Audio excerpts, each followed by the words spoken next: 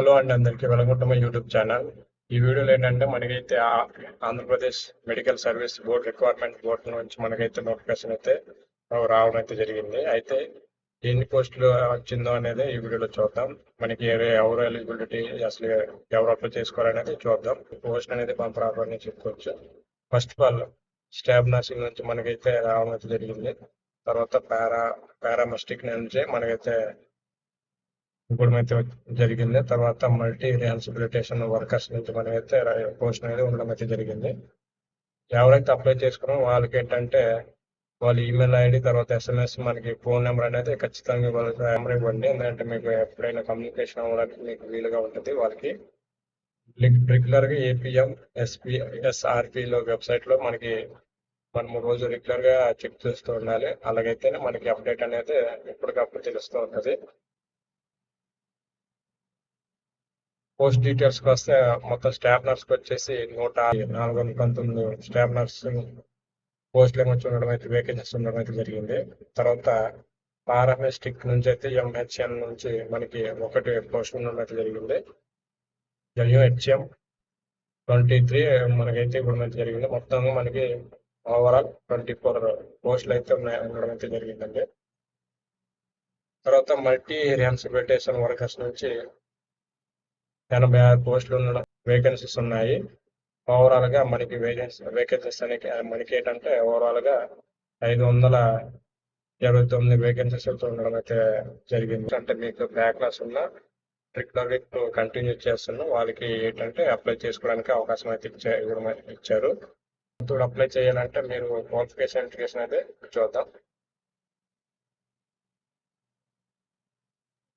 Staff nurse మనకి first staff nurse post ఏమొచ్చి మనకి ఏంటంటే 27,000, అంటే మంత్లీ శాలరీ ఏమొచ్చి 27,675 రూపాయలు మనకి BSc నర్సింగ్ అయి ఉండాలి. తర్వాత జనరల్ నర్స్, తర్వాత GNM, APNEMC registration with application, అంటే మనకి GNM చేసిన వాళ్ళైనా లేకుంటే BSc నర్సింగ్ చేసిన వాళ్ళైనా అప్లై చేసుకోవచ్చు. తర్వాత సెకండ్ పోస్ట్ ఏమొచ్చి మనకి ఫార్మస్టిక్ అనమాట. ఇది మంత్లీ 23,393 రూపాయలు మనకైతే శాలరీ అనేది ఇవ్వడం అయితే జరుగుతుంది. ఈ పోస్ట్కి వచ్చేసరికి B.Pharmacy are intermediate vocational course చేసిన.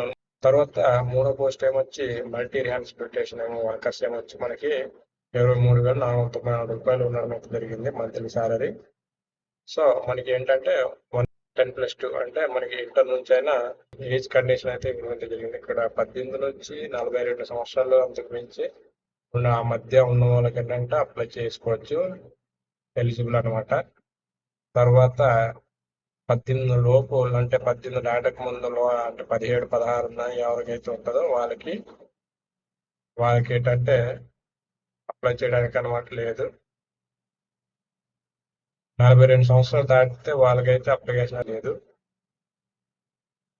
SC, ST, BC and EWS వాళ్ళకైతే రిలాక్సేషన్ ఏమొచ్చి మనకైతే 5 సంవత్సరాలు అయితే ఉండడం జరిగింది. తర్వాత పర్సన్ అండ్ బ్యాక్ డిసబిలిటీ అన్న వాళ్ళకి EBT ఉన్న వాళ్ళకంటే 10 years అయితే అయింది.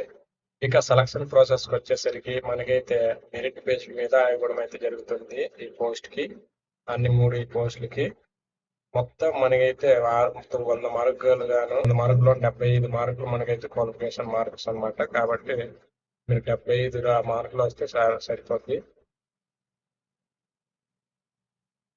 ఇక్కడ ఏంటంటే పర్టికులర్గా బేసిక్ కాంట్రాక్ట్ సర్వీస్ వెయిటేజ్ అనేది ఇవ్వడం జరిగింది. మనకి ఎవరైనా కరోనా టైంలో COVID-19 డ్యూటీస్ చేశారో వాళ్ళకి అంటే 5 పాయింట్ మార్కులు ఇవ్వడం అయితే జరుగుతుంది. 6 months గాను ఈచ్ మంత్కి 0.83 అనమాట ఇవ్వడం అయితే జరుగుతుంది. ఎవరైతే కరోనా అప్పుడు మంచిగా అంటే డ్యూటీ చేశారో వాళ్ళకి మనకి బెస్ట్ ఆప్షన్ అయితే చెప్పుకోవచ్చు. ఇక్కడ ఏంటంటే ట్రైబల్ ఏరియాలో ఎవరైతే 6 months చేశారో వాళ్ళకైతే 2.5 per monthకి ఇవ్వడం అయితే జరుగుతుంది. అలాగే రూరల్ ఏరియాస్, అర్బన్ ఏరియాస్ ఇవి చూసుకోండి. ఇక్కడ అప్లికేషన్ చేయడానికి మనకైతే ఫీజు ఇవ్వడం అయితే జరిగింది. OC వాళ్ళకి ఏంటంటే 1,200 ఉండడం అయితే జరిగిందండి. తర్వాత SC, SC, ST, BC, EWS వాళ్ళకి ఏంటంటే 900 రూపాయలు ఉండడం జరిగింది. అప్లికేషన్ ఫీ కట్టడానికి అంటే ఫీ పేమెంట్ చేయడానికి లేకుంటే సబ్మిషన్ చేయడానికి ఇక్కడ అఫీషియల్ వెబ్సైట్ అనేది ఇవ్వడం అయితే జరిగింది. ఇప్పుడు ఏ సర్టిఫికేట్ అప్లోడ్ చేయాలనేది ఇప్పుడు చూద్దాం. లేటెస్ట్గా మీరు ఫోటోగ్రఫీ అండ్ సిగ్నేచర్, లేటెస్ట్గా దిగిన సిగ్నేచర్ అండ్ ఫోటోగ్రాఫ్ ఉండాలి. తర్వాత ఎస్ఎస్సి సర్టిఫికెట్ అంటే proof of birth, date of birth అనమాట. మీ ఎస్ఎస్సి సర్టిఫికేట్ ఉంది కదా, మార్క్ లిస్ట్, ఆ మార్క్ లిస్ట్ మీరు అప్లోడ్ అయితే చేయాలి. తర్వాత ఇంటర్ సర్టిఫికెట్ టీసీ అనేది ఉండాలి. తర్వాత స్టడీ సర్టిఫికెట్ 4th నుంచి 10th క్లాస్ వరకు అయి ఉండాలి.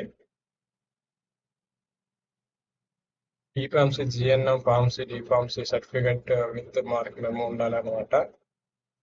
1.5 year సర్టిఫికెట్ అంటే year certificate course multiple year mark memo అనేది ఉండాలి. ఈ పీడిఎఫ్ నేను వీడియో డిస్క్రిప్షన్లో పెడతాను. అండ్ మీకు ఈ వీడియో ఇన్ఫర్మేటివ్గా అనిపిస్తే లైక్ చేయండి.